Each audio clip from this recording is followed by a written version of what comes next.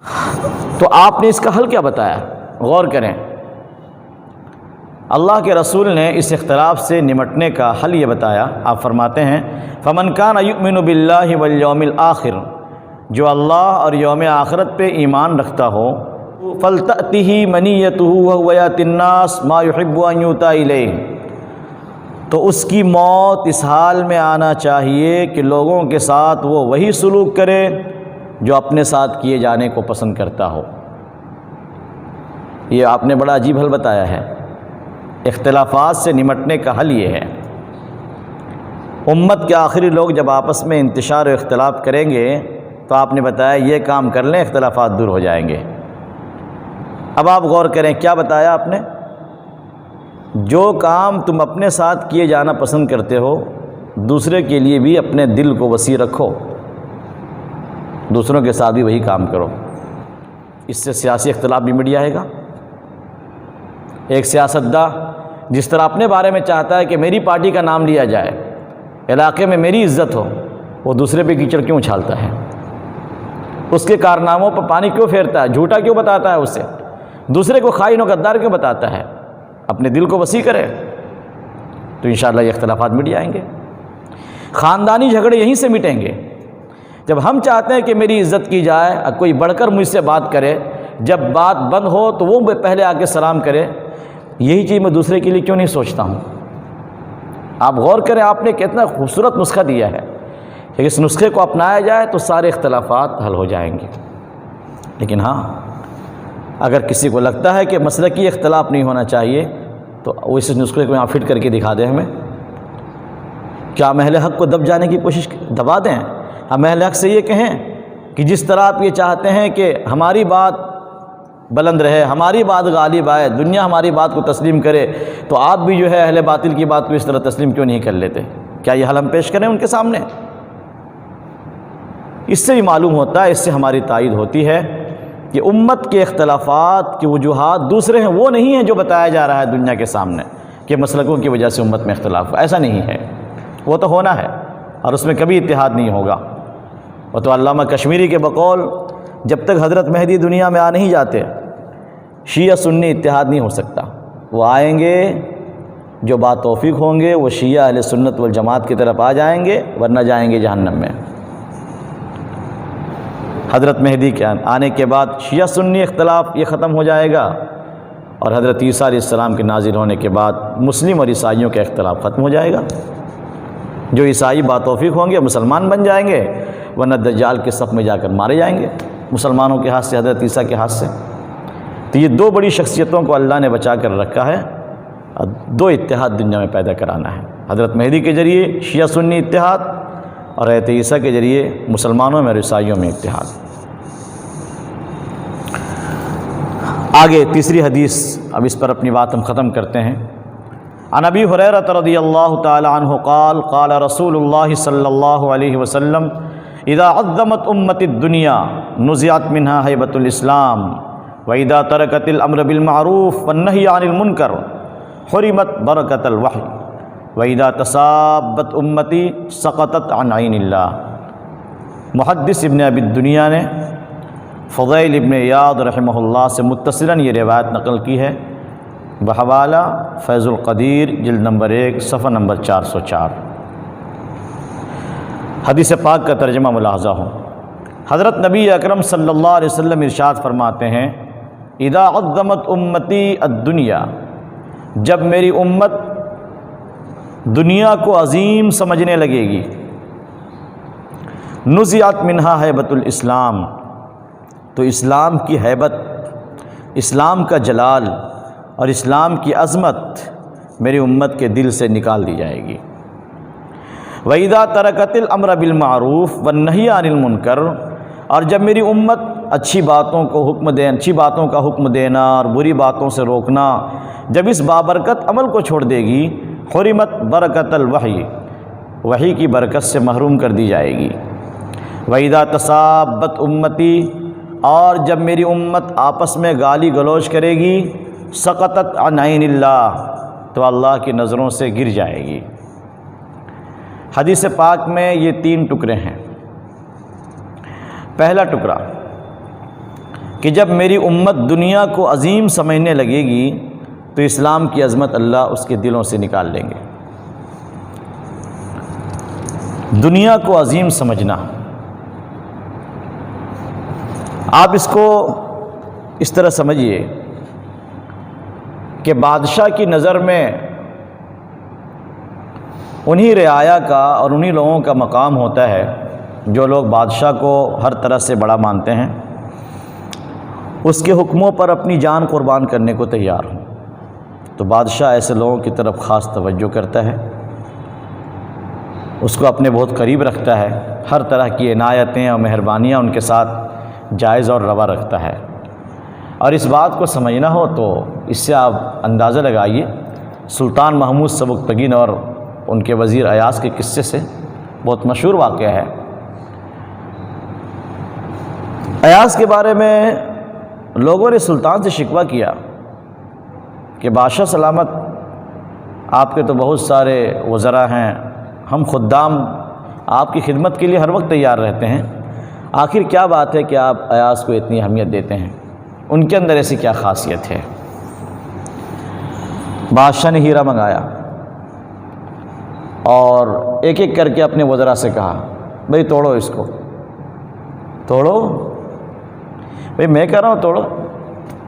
نہیں بادشاہ سلامت، یہ کیسے ہو سکتا ہے؟ ہیرا کو ضائع کر دیں گے، ہیرے کو توڑ دیں، دوسرے کو تم توڑو۔ ایاز کی باری آئی، فوراً توڑ دیا۔ بولا کیا ایاز، ان میں سے کسی کو ہمت نہیں ہوئی اور تمہاری اتنی ہمت، تم نے ہیرے کو ضائع کر دیا؟ تو ایاز نے جواب دیا بادشاہ سلامت، میرے نزدیک آپ کا حکم ہیرے سے کہیں زیادہ قیمتی ہے، اس لیے میں نے یہ گوارا نہیں کیا کہ آپ کا حکم ٹوٹ جائے، ہیرا ٹوٹے تو ٹوٹے، آپ کا حکم ٹوٹنے نہ پائے۔ بادشاہ نے کہا دیکھا، یہی خوبی اس کے اندر ہے جو تمہارے اندر نہیں ہے۔ اللہ تعالیٰ تو شہنشاہ ہے، وہ بادشاہوں کا بادشاہ ہے، وہ یہ چاہتا ہے کہ میرے بندے، میرے پیغمبر کا کلمہ پڑھنے والے، کلمے میں لا الہ الا اللہ کا اقرار کرنے والے، وہ میری مانیں، میری غلامی پہ فخر کریں، میری غلامی پہ ان کو فخر ہو، میری نسبت پہ انہیں فخر ہو، اور وہ دنیا کے سامنے سر اٹھا کر کہہ سکیں فخر کے ساتھ کہ فخر سے کہتے ہیں کہ ہم مسلمان ہیں، یعنی جملہ ہے نا، فخر سے کہو کہ ہم مسلمان ہیں، اس کیفیت کے ساتھ وہ دنیا میں جئیں، ان کو اپنے اسلام پر ناز ہو۔ جب یہ انداز مسلمان اپناتے ہیں، اللہ تعالیٰ انہیں عزتوں سے نوازتا ہے۔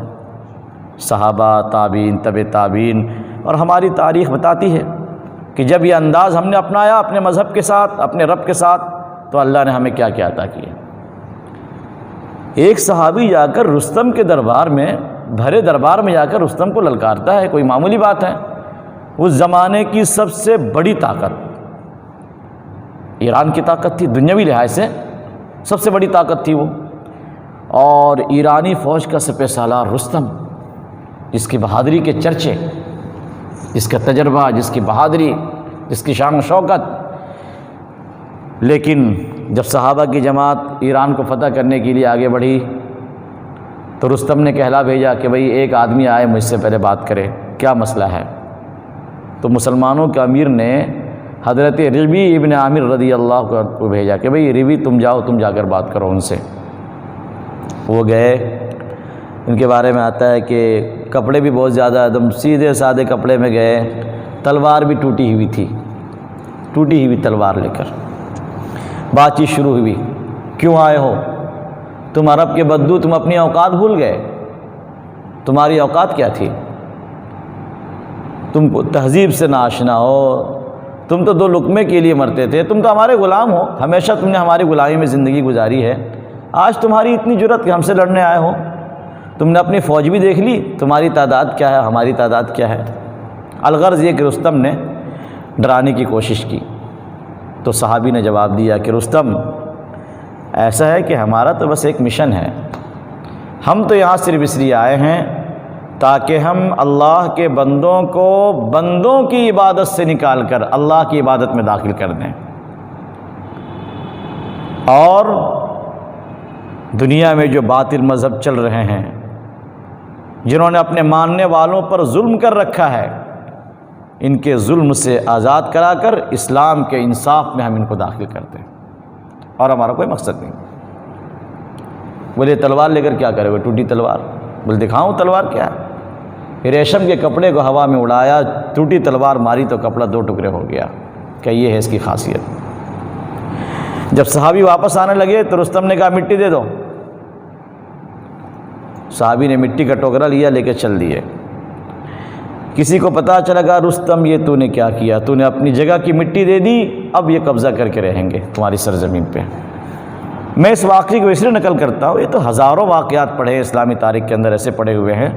یہ واقعہ صرف اس لیے بتانے کے لیے ہے کہ جب انسان اللہ کی عظمت کو اپنے دل میں بٹھا لیتا ہے، جب اپنے اسلام پر 100% فخر کرتا ہے کہ اللہ نے ہمیں اس کی توفیق عطا فرمائی ہے، میں مذہب اسلام کو ماننے والا ہوں، تو اللہ تعالیٰ ایسا رعب عطا فرماتا ہے کہ وہ جا کر دنیا کے بادشاہوں سے آنکھیں ملاتا ہے۔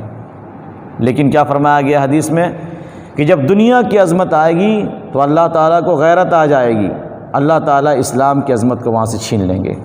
جس دل میں دنیا کی بڑائی ہو اس دل میں اسلام کی بڑائی نہیں رہ سکتی۔ آج آپ صورتحال کو دیکھ لیجئے۔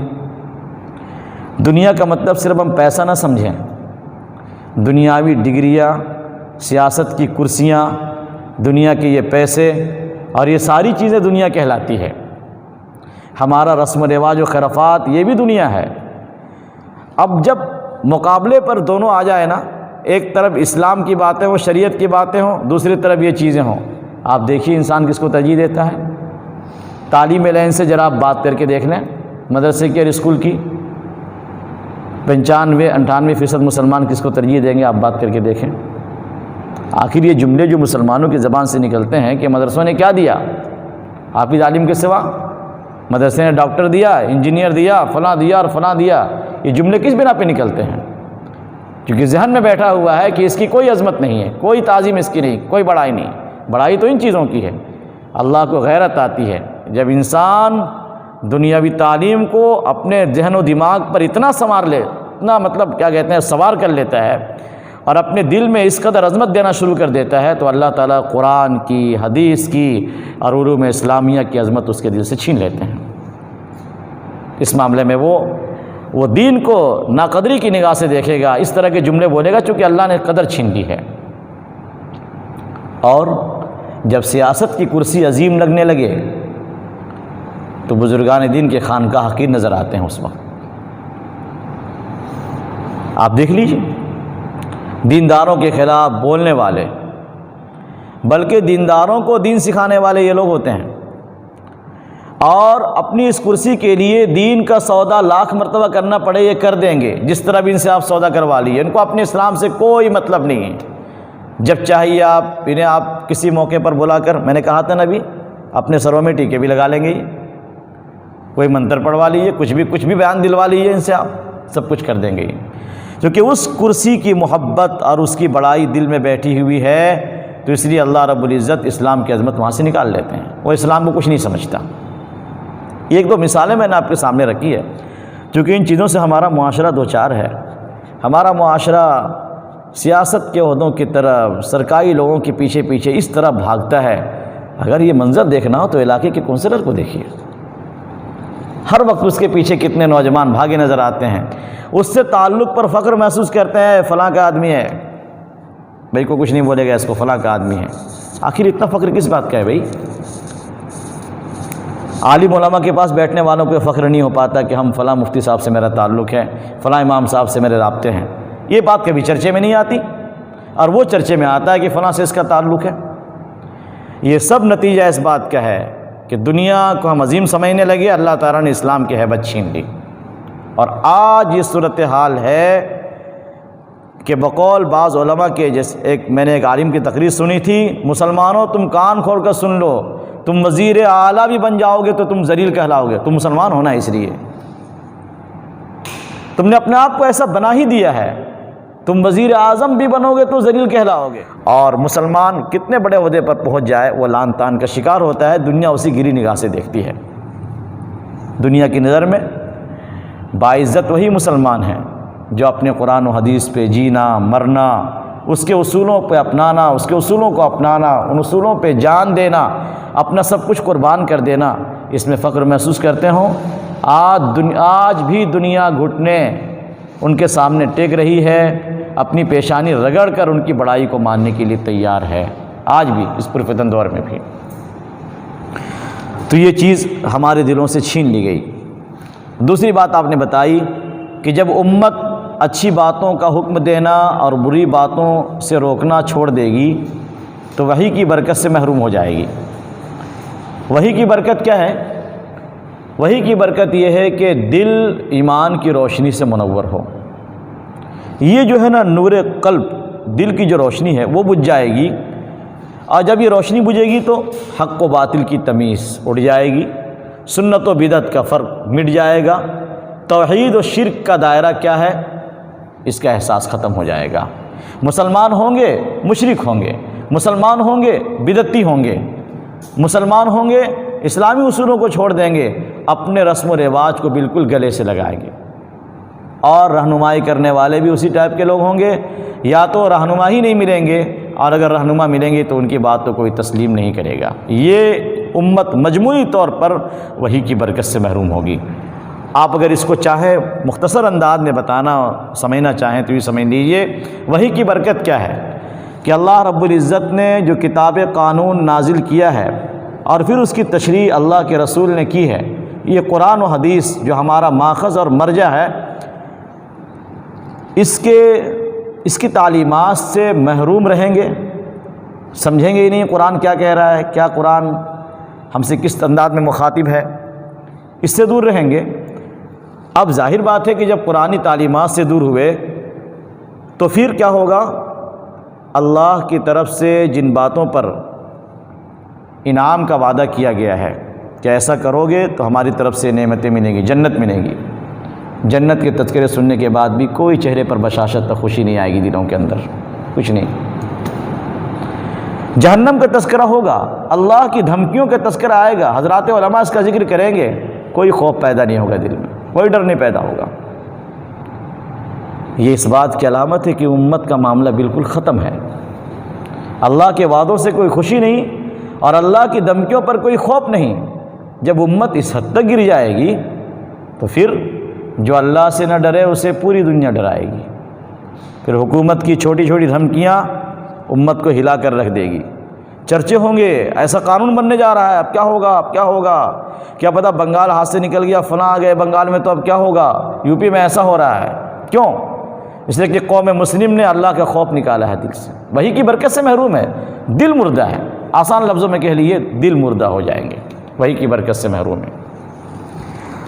اور تیسری بات آپ نے کیا فرمائی کہ جب میری امت گالی گلوچ پہ اتر آئے گی تو اللہ کی نظروں سے گر جائے گی۔ گالی گلوچ اور نازیبا الفاظ، غیر مہذب الفاظ ہماری زبانوں پہ، ہمارے مردوں میں، عورتوں میں، بالخصوص جو نوجوان پڑھے لکھے نہیں ہیں، نہ دینی لائن سے نہ دنیاوی لائن سے، بالکل جنہوں کہتے ہیں یہ جاہل طبقہ جو ہے نوجوانوں کا، ان کی زبان اتنی گندی ہوتی ہے، اللہ کی پناہ۔ یہ اپنے دوست کے کاندھے پہ ہاتھ رکھ کر ان کے گھر کی عورتوں کے بارے میں گالی دے رہے ہوتے ہیں خوشی میں، ایسا نہیں کہ کوئی آپس میں اختلاف ہو رہا ہے اور دوسرا سن رہا ہوتا ہے۔ تو جب اس حد تک معاشرہ پہنچ جائے گا تو کیا فرمایا آپ نے؟ اللہ کی نظروں سے گر جائے گی، اور اللہ کی نظر عنایت سے جب امت محروم ہوگی، کوئی سیاسی طاقت اور کوئی حکومت کی کرسی پہ بیٹھے ہوئے لوگ ان کو نہیں بچا سکیں گے۔ کسی بھی پارٹی کے دامن کو پکڑیں گے، کہاں تک وہ پارٹی جھڑک دے گی اپنے دامن کو، چلو ہم تمہیں نہیں بچا سکتے۔ اور اس بات کو ہندوستان کے مسلمانوں سے بہتر کوئی نہیں سمجھ سکتا ہے، جن کی قسمت میں پٹائی ہی پٹائی ہے، ادھر جاتے ہیں وہاں پٹائی، وہاں جنہیں پکڑو کچھ دن وہ ساتھ دیں گے، پھر وہ دور کر دیں گے، پھر وہ ساتھ دیں گے وہ دور کر دیں گے۔ الغرض اس امت کو کوئی سہارا نہیں مل رہا ہے، چونکہ سہارا جہاں تلاش کرنا چاہیے وہاں یہ امت جا نہیں رہی ہے، جا رہی ہے غیروں کے پاس، نتیجہ سامنے ہے۔ اس لیے اللہ تعالیٰ سے دعا کریں کہ اللہ تعالیٰ اسلام کی عظمت ہمارے دلوں میں ڈال دے، اور یہ کہ ایک صالح اور پاکیزہ معاشرہ ہم سب کو تیار کرنے کی توفیق عطا فرمائے، ہمارے دلوں کو اللہ تعالیٰ زندہ کر دے، ایمان کی روشنی سے اسے منور کر دے۔ وآخر دعوانا الحمدللہ رب العالمین۔